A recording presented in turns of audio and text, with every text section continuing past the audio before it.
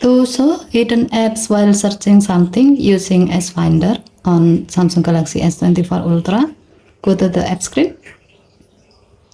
Tap the search bar at the top of the screen. Tap more icon or three vertical dot icon at the right side of the search bar. And then tap setting.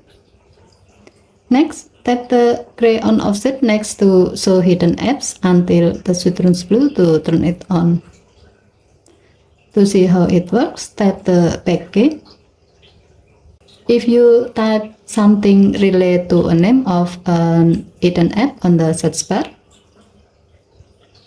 when you scroll down the search result page, you can see that your phone will show hidden apps related to your keyword on the app section. If needed, you can tap the app to open it. Okay, thank you for watching. Please help to like and subscribe. Have a nice day.